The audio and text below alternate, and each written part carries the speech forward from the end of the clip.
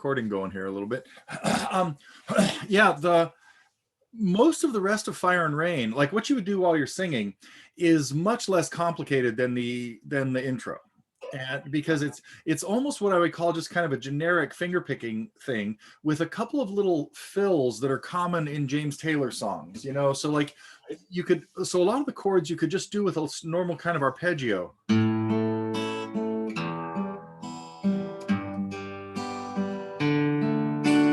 Like that's what I usually have people do at the beginning, is just to get used to going through the chord progression with that kind of thing. Or it could be a normal finger picking thing like Dust in the Wind or something like this. Just yesterday morning, they let me know you were gone. Suzanne, the plans they made put an end to you.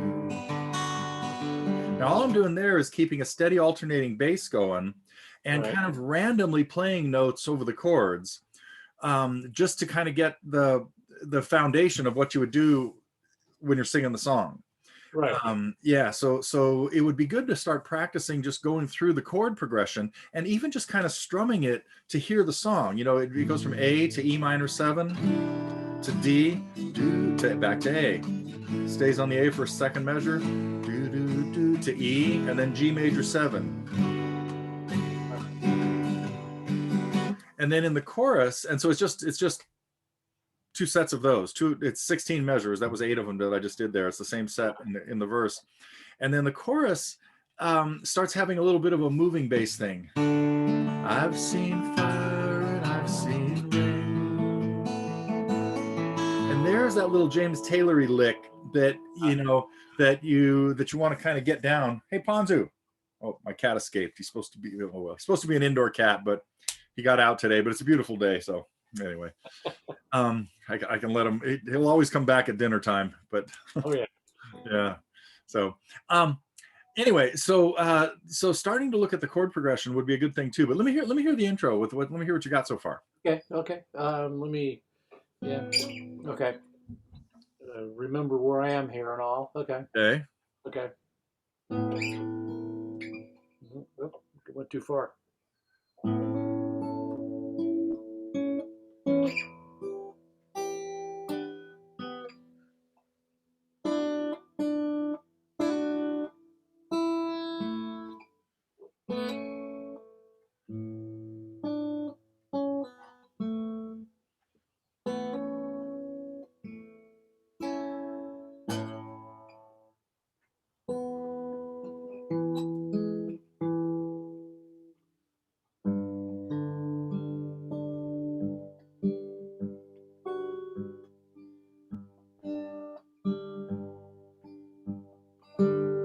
Yeah.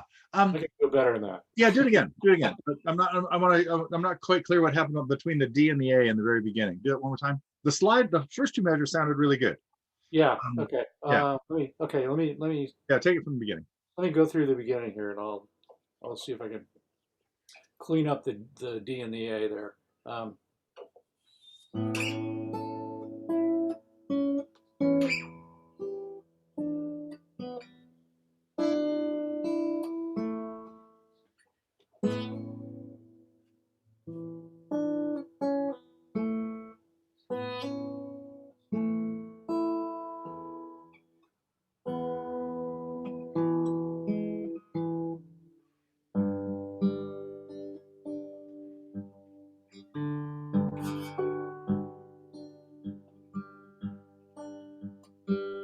Yeah.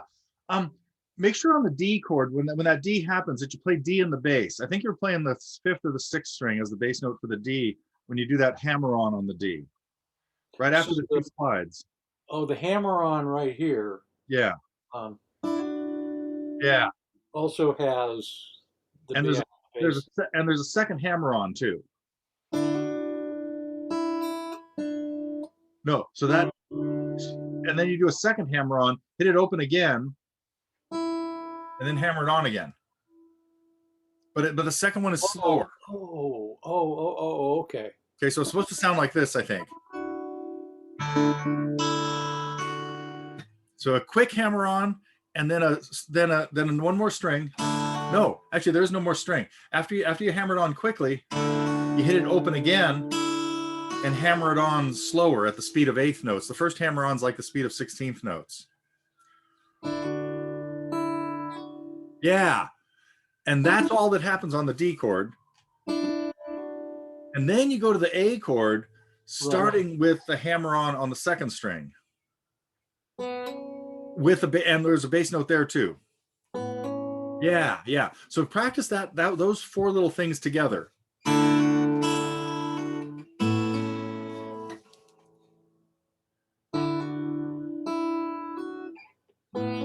Yeah. Oh, okay. You hear that now? Yeah, I do. Yeah. Okay.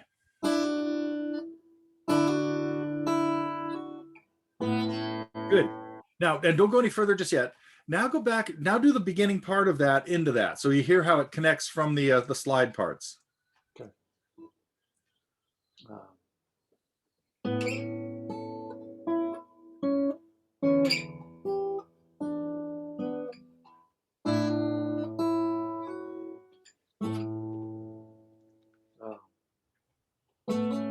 Yeah. Yeah, it's okay. You still got the wrong bass note on the D. You still played the fifth string in the bass on the D.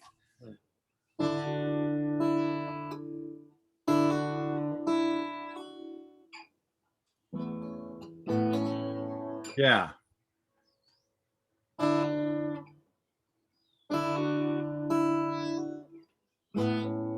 Yeah. There, I think I got it. Yeah, that was it. That was right. That was good. Yeah.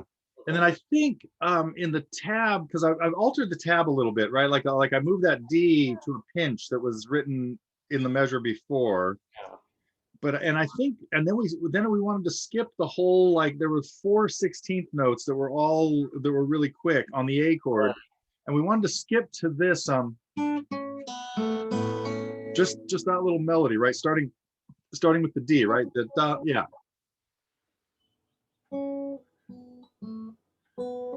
Yeah, there's one more note before that though. It starts with here, right?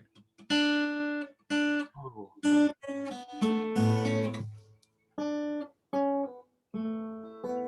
And there's a bass note with that hammer on, an A in the bass with that hammer on. Yeah.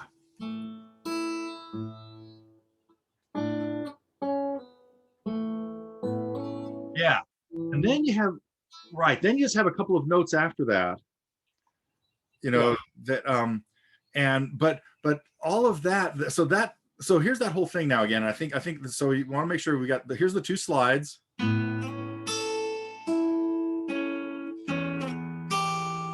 Now on the D chord, I'm going to grab all 4 of these strings, like, so the D in the bass, and the quick hammer on followed by the slow hammer on. And now when I grab that A hammer on, I'm not sure if I have this in the tab. You want to grab the top 3 strings and the A in the bass as well. So you want to be playing all your thumb and 3 fingers on both the first thing on the D chord and the first thing on the A chord. Okay. Then you just let that A ring for like another beat. This is where I've cut out a couple of little random things that he plays. And then it's followed by this. Just that series of notes starting with the D, right. C sharp, B, A, and then the hammer on with the bass note, right? Right. So, yeah. Okay, so from the beginning. From the top.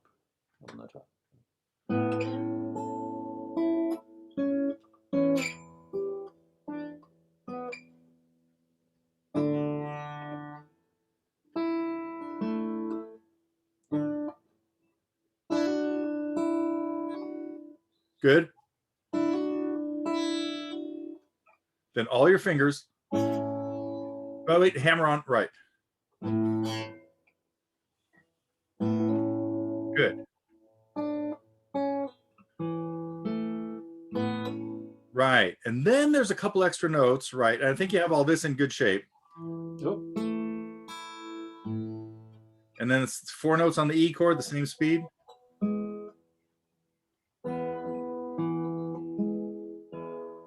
Good.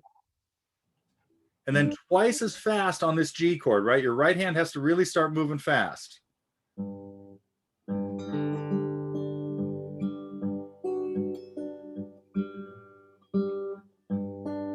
Yeah, yeah. So, Okay. okay. So do you hear that change in speed where on the E chord it's all eighth notes?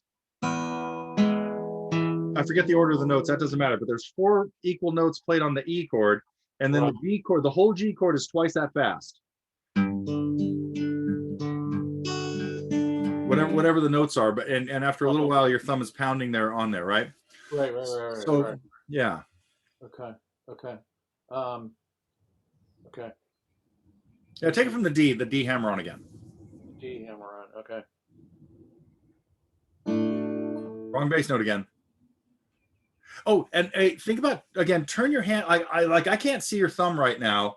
Yeah, Yeah. and if I can't see it, that means you're not getting a good contact on the 2 strings that are adjacent. You know, your thumb on the 4th string and your index finger on the 3rd string.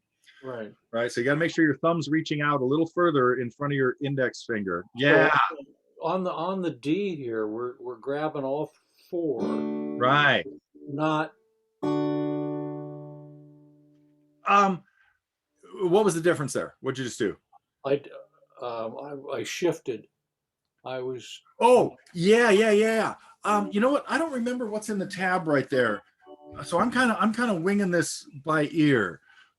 How many strings do Uh, we have on that D hammer on? Just 3? yeah. Oh, you know what though? But see, for the earlier part, you were using 3 fingers. We weren't in that shifted position for the first 2 chords, right? You had because you were using all 3 fingers on the top 3 strings. Right. So stay with that. Don't shift into D position for this. Just hit all 4 of those strings with your thumb and 3 fingers, and then those 3 fingers, now then they're already in the position they need to be for the A chord that comes right after it. Okay, so no shift in the introduction. Okay. Yeah. Okay. Right, then the only thing it changes is the bass note here. Yeah, and then as quickly as you can, da da da da da da, that's another 16th note run. So these 6 notes you're about to play, Okay. starting there, have to go faster than what you've just been doing. Okay. Yeah, except bass note with the hammer on. Yeah, Oh. don't forget. Yeah, yeah.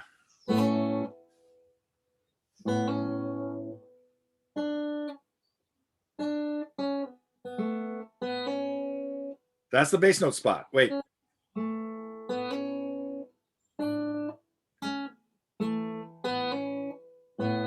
Yeah, Like that. Yeah. that's it. Okay. And what are the 3 notes after that? There are 3 more notes that follow that come after the hammer on. So yeah, let me hear them again. It's. Okay, so the last one's a bass note again then. Yes, bass note. Okay, and then you go to the E chord for the same thing, 4 notes, right? Right. And then And what 4 notes are those? it's a pinch. Okay. Okay, good. And the last one's a bass note again then. Yeah. Okay. And Then then. you go to the G and start the double time series, right? So now you got to really get your right hand cooking here.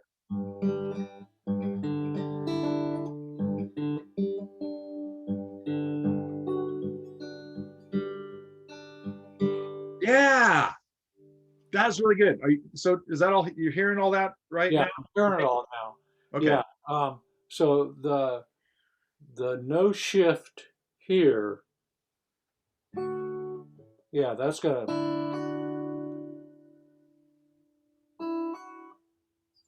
Oh, so The second hammer on is slower. right, right, right, right, right, right. Okay. So the first one is quick, 16ths. I don't know why that's.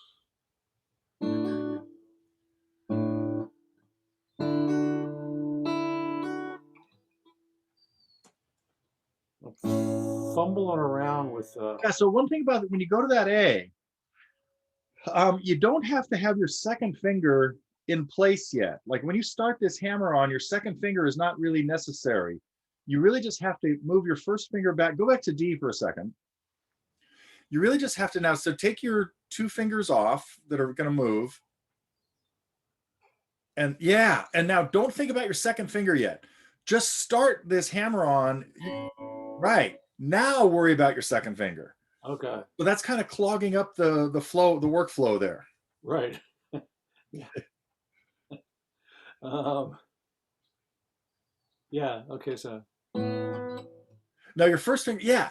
So understand. your first finger has to move back a little, Yeah. and Yeah. as soon as it's back, you can do that pinch, you Uh, know? yeah. I see. Okay. Okay. Okay. So,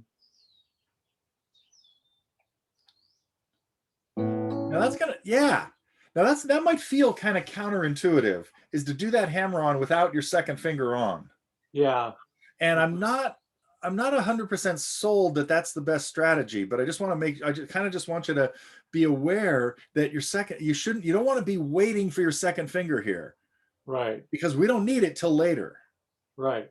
you know? But on the other hand, getting used to going to that A chord and getting these two fingers on first, your first finger is already in the right place, but it has to move back a little. Move back. Yeah. Getting your second finger on in prep for what's going to happen in a couple of beats shouldn't really mess up too much there. So it would even be might even be a better idea to practice just going. That's it. Okay. Don't think about the hammer on. Just get these two fingers in place and this finger like in the air, and pinch those notes and get them right on time. So that's going to leave it hanging. That's going to sound like this. One more time. Move and just grab those so that everything is doing. Yeah, try that once. Okay. Okay. Yeah. Okay, that was great. You didn't get the right bass note. That's okay. Yeah.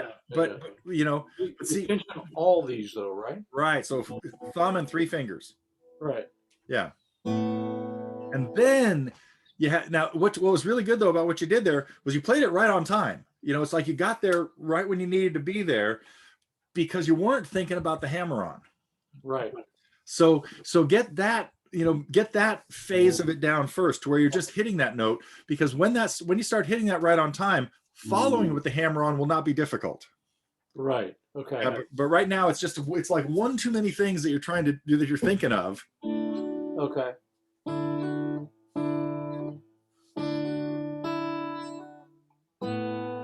Yeah. Now, I didn't hear all the strings equally there, but I didn't know. that's a right hand thing of getting everything kind of balanced, you know. Yeah. But I did hear the string you needed to hammer on, like that came out loud and clear, so that was good. You know, Okay. that's the most important one.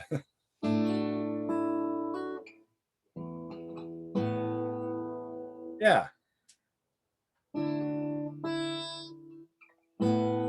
yeah, Okay. I feel like I'm that grab. That whole the four finger grab is interesting. Okay. Okay.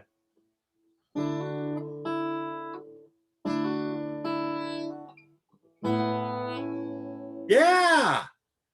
Oh Was man, that that, sounded great. was that late though? Not much. No. Okay. Yeah. Okay. And then right, and then you can right, and then now we've got that right on top of it, right on the heels of it, right? That little Right. embellishment starting with the D. But Right. again, just separate these into separate items for a while. You Okay. know, get Okay. the D connected to the hammer on, Yeah. and then practice the other part kind of by itself, because both of those have some gelling to do before they can kind of be Yeah. brought together. Yeah. Okay. Okay. Yeah, Okay. Well, okay. That's what I'm gonna do. Okay. yeah, that sounded really good. All right. Coming along. Where, where are we here? Where All right, are we? what else you got happening here? Well, I was. I'm easily distracted these days, and like just distracted into, of all things, thanks to YouTube, apparently looking at all of my viewing habits and coming up with things that Oh, I might want to play, which I think it happens all the time. sure. And so it decided that I wanted to hear from, gosh, only maybe 2 years ago. The Eagles with Vince Gill, Oh, Take It to the Limit. ah, And so, I, I think of that song as Randy Meisner in, whatever yeah. that was, about 1980, mid 80s maybe, or something. Well, it was much earlier, right? I Was mean, it because earlier? yeah, because that was because it was Timothy Schmidt replaced him in the band, Replaced him, right? right? Because and so he was singing those ridiculously high parts on that song, I think. Right, You right, know, right. But um, it was Meisner's song, yeah, I think. yeah, I think so. Well, and so I got that out, and I looked at your lesson from whenever that was, Oh, way okay, yeah, um, fun, and it's that was fun to do. And so I made my way through the progression, good. yeah, which was all that and all that, and I got to the intro, and um, the intro, which is the relatively simple, but it's a couple of series of slides that my fingers trying to figure out how to do those slides was kind of the first one is to 10 from where it's coming from C, and then it's a Oh, yeah,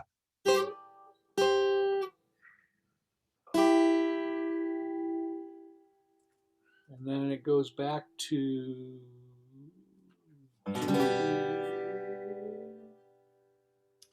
yeah, and then the 7 to 9 up here,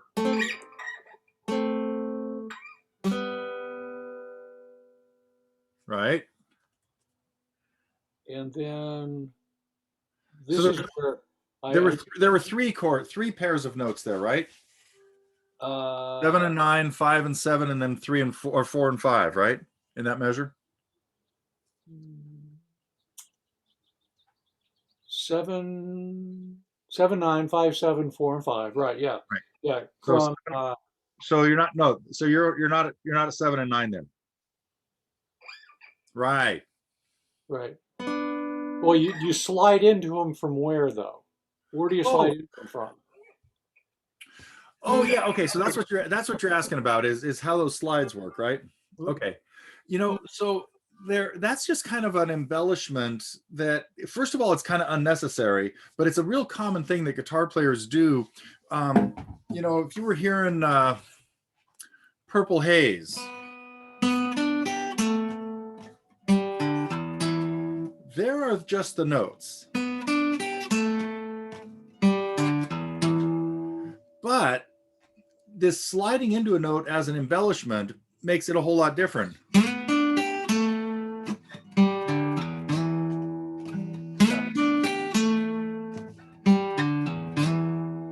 So those types of slides, I sometimes call them zip slides. I'm not sure where that even came from, but they're slides where you don't have an actual starting point. You don't hear the beginning. You're already moving when you get there. So I would practice this first with just single notes rather than those pairs of notes. Okay. So just as practice, put the two notes up at the 10th fret, Yeah. and you want that to be your third and fourth fingers. Yeah. Okay. But Third. now, yeah, because those are the ones that are going to be easiest to slide with, which I'll get to in a second. But so don't take your fourth finger off, and just with your third finger, go back 2 frets, and now hit it, but be moving when you hit it. Yeah, and a very small stroke with the pick, like have an anchor down here so that you don't get the other string. Yeah. Oh, one more thing. When you're doing small slides like this, your thumb shouldn't move. Have your thumb in a spot where it can stay there Yeah. and just slide your hand. Yeah. So it's more of a rotation, kind of a rotation of your wrist a little bit.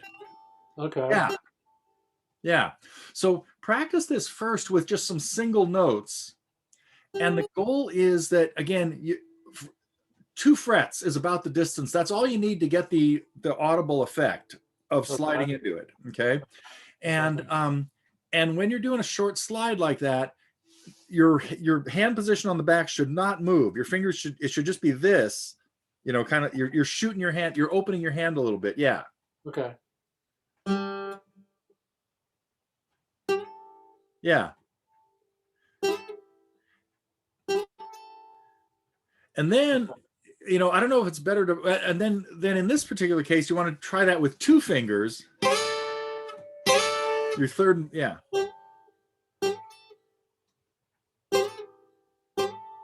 Yeah, and they have to stay, you have to make sure you keep really good contact with the string while you do that. And the tendency is going to be is as you're moving to sometimes lighten up a little bit and then they'll die. Like you could hear right there, one of them, Yeah. it's like you didn't land it, right?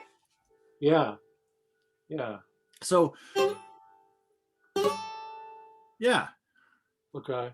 And so when you're doing an ascending slide, we're going to a higher note,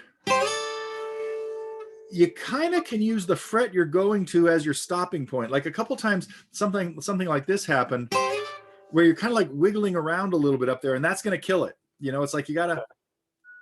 Okay. So I'm overshooting the bar. Yeah, I think the high one's going too far. Yeah. Yeah. Yeah. So That's what it should sound like when you're done, right? There you go. increasing pressure. Yeah, that's a good point. Okay. Yeah. All right. Oh. Okay, I'll work on that. Okay. Let me look at this. Let me look at the tab here again so I know what's going on.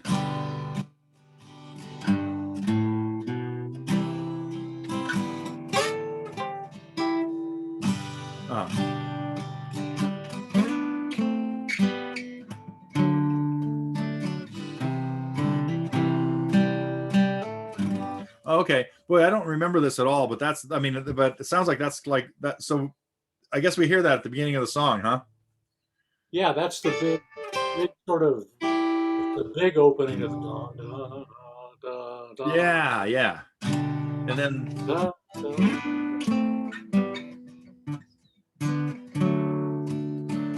Let me play so that. yeah, we'll come back to that in just a second. I got one more thing to talk about with these other notes up here. So when you slide to those 2 notes at the 10th fret, Yeah.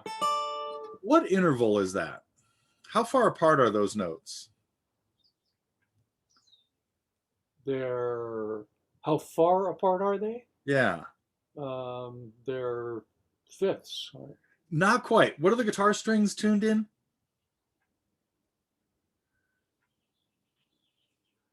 Tuned in. Yeah, how far is it from one string to the next in a scale? Well, I'm replicating, so it's 4. Right. Okay. Yeah, so they're fourths. So Yeah. it's a fourth, right? So when you Fourth. play 2 notes at the same fret on any strings other than the second and third, Right. that's a fourth, right? Right. And so what we have here is 2 fourths at the 10th fret and then the 8th fret. Then it drops down to the 5th and 3rd, right? Right. So what would that interval be?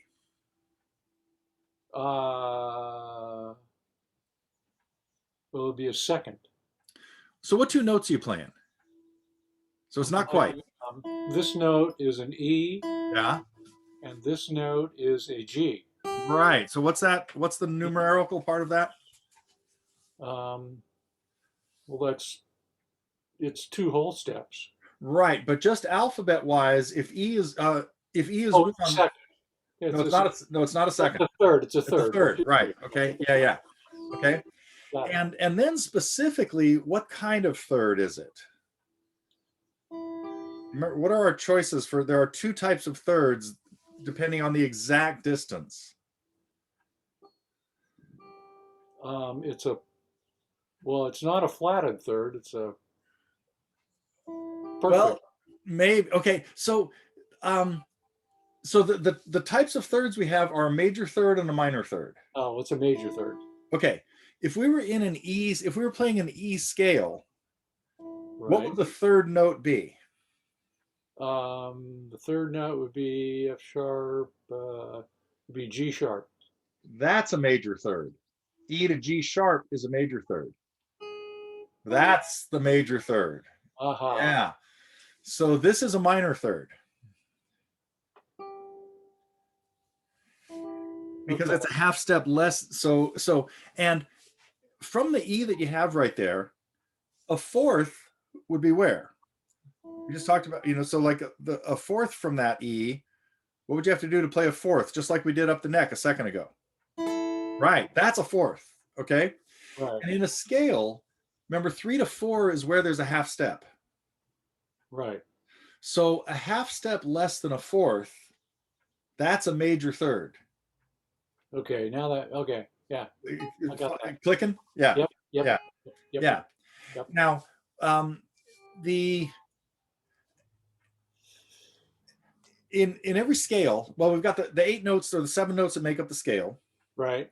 And from any one note to the next, a second is either a whole step or a half step, depending on where we are in the scale. Right. So from any note to its third could be one of two different distances, depending on whether there's the half step, whether it crosses one of the half steps. Right. So from the first note to the third in the scale is 2 full steps. Right. Okay, so that's a major third. But when we get to the second note in the scale, that would be the second note to the fourth note. Uh-huh. And that's not the same distance because 3 to 4 is only a half step. Half step. Okay? Right. So so as we play thirds in a scale, if we play the first note and its third, and then the next note and its third, and the next one and its third, some of those are going to be major thirds, and some of them are going to be minor thirds because of where the half steps fall at 3 and 4 and 7 and 8. Okay. Okay. So now in this case, we're in what key? So what key is this song in? It's in G. So the 2 notes you were playing were E and G. So what step of the scale is E of the G scale? It's 6. And so a third from 6 gets us to 8. Right. What kind of third is that? Is that a major third or a minor third then?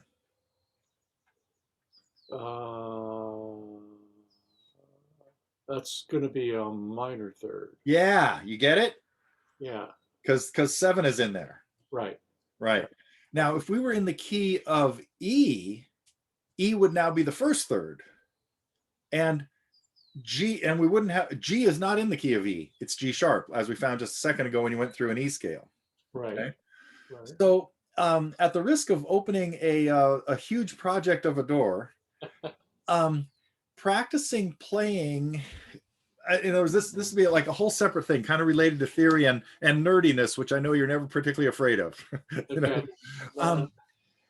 A lot of times I have people work on playing thirds on these 2 strings, like the pair of thirds you just had right here. Yep. Usually on these 2 strings, what I'd have people do is work on playing thirds in the key of C. So play so that now we're thinking no sharps and flats. Right.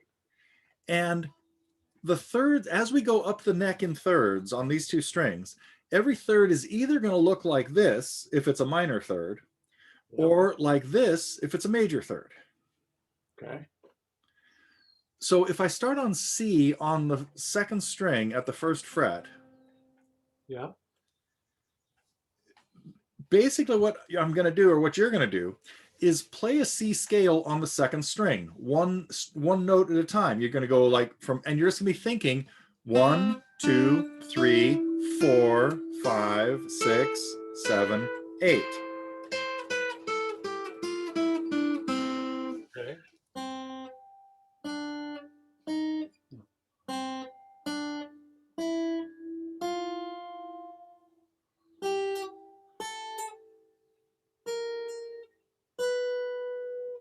That didn't sound right. Not quite. Right. You did a half step too early. Okay. Do it again.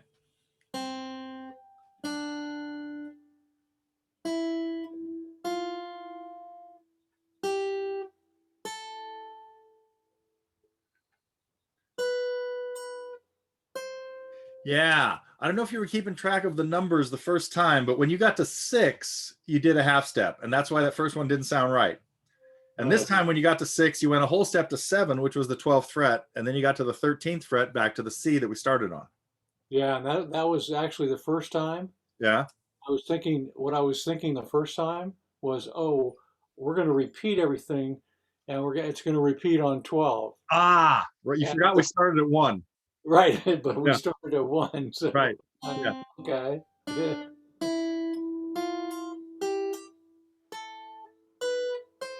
Yeah. Okay. So Okay. now each of those notes is going to have a partner, a pair. We're going to make a pair of notes. And Okay. that pair, the other note is going to be on the first string. Right.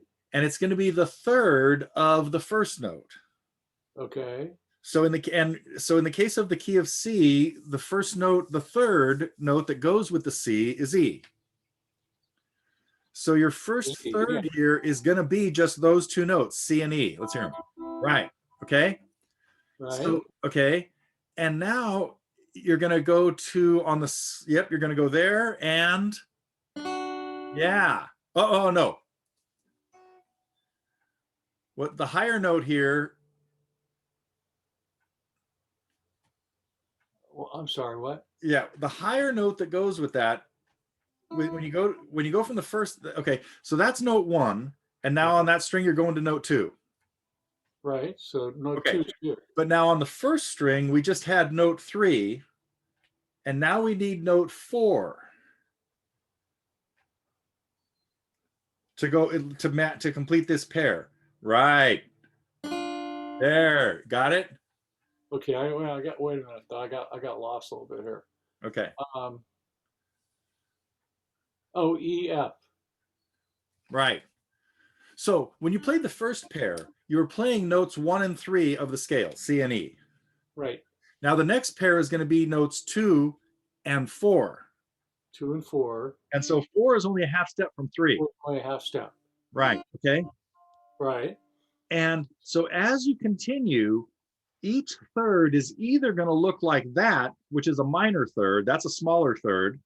Right. But what you played mistakenly just a second ago was actually a major third when you played the third fret and the second fret. You played, so you played the same geometry, Right. but the geometry changes depending on what step of the scale you're on. Right. Right? Make Right. sense? Right. Yeah. Then Yeah.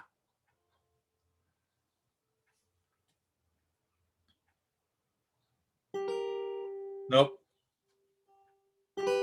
Yeah. Because the two numbers you're on right there are 5 and 7. right. So 5 and 7 is a major third. Right. But as soon as you get to 6, now you're going on the lower string, you're going to 6. Yeah. You're at 5. Right. So 6 is where? Right. And then right. No. No. So 6, right. Yeah, that's going to be a smaller one again. That's going to be a minor third. Okay. So that's 6 and 8. Or 6 and 1, right? Now you need 7. So on the lower string, you have to go to 7, and you're at 6. So that's going to be here. Right. And then, yeah. And so that's 7 and 2, 7 and 2. which is also a small one because the 7 to 8 half step is in there, right? Right. You're with me on most of this? You're following the math kind of? I'm going to have to. Yeah. I just want to give you enough here for you to like figure this out. Okay. Yeah. Okay. Right. So I don't expect it to be like crystal clear just yet, but I just want the process to sort of be clear. That's wrong.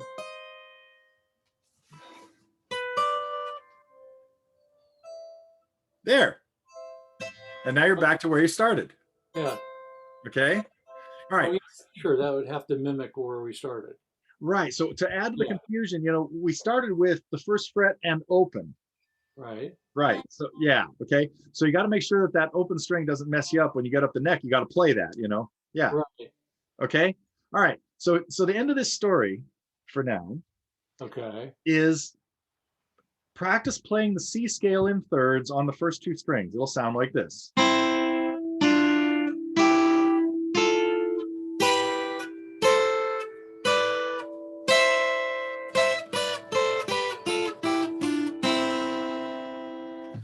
Okay. And that's a little bit of what's going on in this intro to Take It to the Limit. Although we start with fourths, then we land on a third. Right. Now, again, that song's not in the key of C, and some of the harmony, it's in G, but many of the thirds in G are the same as they are in C because they're only one note different, the two scales. Right. Right. But okay, so one of the reasons I went into that was that the pattern of notes that happen on these two strings for playing thirds is the same on all the pairs of strings except the second and third. So this set of notes that happened in the next part of Take It to the Limit, 7 and 9, 5 and 7, and 4 and 5. Yeah.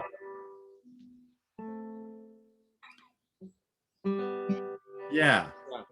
Yeah. Are all thirds. And that's a real typical way of something, that is used in harmony all the time, where you're playing two notes that are a third apart. Okay. You've heard this in introductions to songs all the time.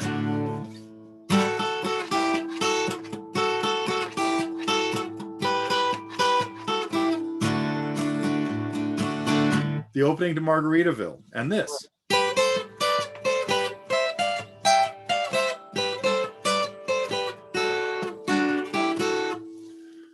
So it'd be really good to start getting a handle on that and understand, get some of the layout to the guitar and how this works in there.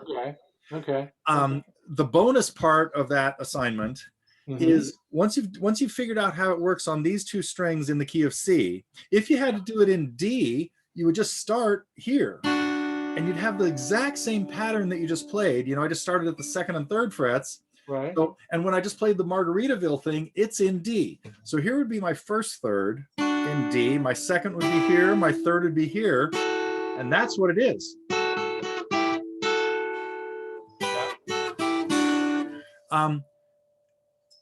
But then also, if you need more to do, or you want to take it the next step would be the middle two strings in the key of G.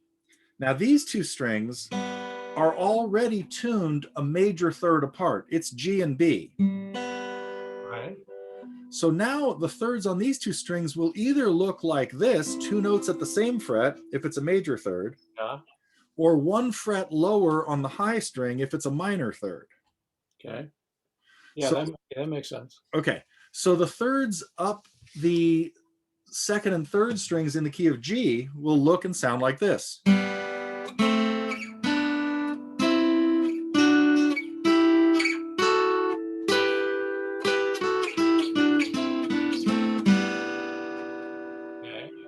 Okay. Right. When you're playing these sets of thirds anywhere and you're counting up the note that you're on, so on the C scale here, the pattern that you're playing is going to follow the same, it's going to follow the whole step, half step. Yes. Yeah. And even more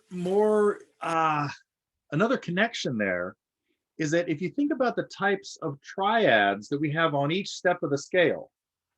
Yeah. Okay, we have a major triad on 1, 4, and 5. Right. That means that the first third in those triads is major. That's where the major thirds show up on chords 1, 4, and 5. Okay. Oh And yeah. Okay. and Yeah. minor thirds show up on all the rest of them, 2, 3, 6, and 7. Even though chord 7 is a diminished chord, we're only talking about the first two notes in a diminished chord, which is a minor third. It's a flatted third, just like in a minor chord. Okay. So the pattern, the same way in the chords, the triads, go Right. major, minor, minor, major, major, minor, diminished. Right. The thirds work the same way. They go major, minor, minor, major, major. Yeah, minor and minor for 7 because that's the way it works with a diminished chord. It's just like a minor chord, but the fifth is what's different. Yeah. Okay. Okay. So Okay. yeah, so there's a lot of patterns here that will kind of connect. Okay. All right. Well, that's okay. I'm gonna go back and recopy my assignment here. Uh, Okay. I'll watch this later and do that. So last question. Since you played the opening to Margaritaville there, Yeah. when Jimmy Buffett wrote that, did he know that that's what he was doing, or did You it know, just sound good to him? um, Is he? I always wondered that. he would. I would venture to say that he's aware of like coming up with little licks like this. You know, playing a little melody in thirds. Um, Now, whether he did come up with that or he just or somebody else like a studio musician just came up with that as a way to introduce the song is also would be up in the air as far as I'd be concerned. Okay. You know, Okay.